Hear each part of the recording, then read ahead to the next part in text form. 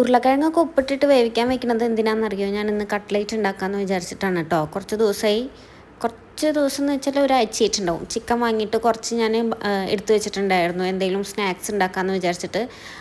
അപ്പോൾ ഇന്നാണ് എനിക്ക് ഉണ്ടാക്കാനുള്ള ഒരു മൂഡ് വന്നിട്ടുള്ളത്. ചിക്കൻ ഞാൻ കാലത്ത് തന്നെ ഫ്രീസറിൽ നിന്ന് എടുത്ത് പുറത്ത് വെച്ചിട്ടുണ്ടായിരുന്നു. അപ്പോൾ അതിൻ്റെ ഐസൊക്കെ പോയതിൻ്റെ ശേഷം ഞാൻ അതെടുത്തിട്ട് വേവിച്ച് വെച്ചിട്ടുണ്ടായിരുന്നു കേട്ടോ, ഉപ്പും മഞ്ഞൾപ്പൊടിയും മാത്രം ഇട്ടിട്ട്.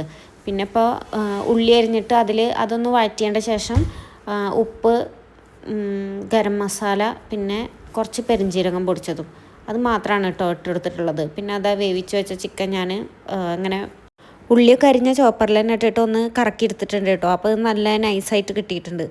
പിന്നെ അതിലേക്ക് ഉരുളക്കിഴങ്ങും കൂടി ചേർത്തിട്ട് സ്മാഷ് ചെയ്തെടുത്തിട്ട് പിന്നെ കുറച്ച് കുരുമുളകും കൂടി ചേർത്ത് കൊടുത്തിട്ടുണ്ട് കേട്ടോ. പിന്നെ ഞാൻ ബ്രെഡ് 4 സൈഡും കട്ട് ചെയ്തതിൻ്റെ ശേഷം അത് മിക്സിയിലിട്ടിട്ട് ഒന്ന് പൊടിച്ചെടുക്കുകയാണ്. പിന്നെ ഞാൻ ചിക്കൻ റോൾ ഉണ്ടാക്കാമെന്ന് വിചാരിച്ചിട്ട് ബ്രെഡ് ഇങ്ങനെ കട്ട് ചെയ്തിട്ട് 4 സൈഡും കട്ട് ചെയ്തിട്ട് അതൊന്ന് പരത്തിയതാട്ടോ. പരത്തിയപ്പോൾ ബ്രെഡ് മുഴുവൻ പൊടിഞ്ഞു പോന്നു.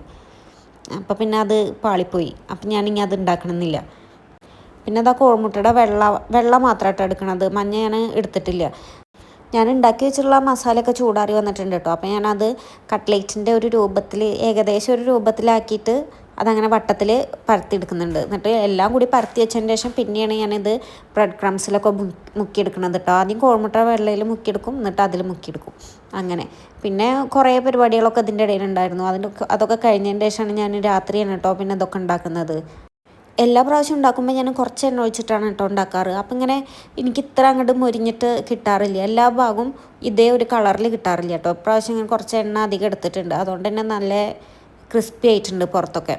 അപ്പോൾ ആരിന് നല്ല ഇഷ്ടമായിട്ടുണ്ട് കൊടുത്തപ്പോൾ.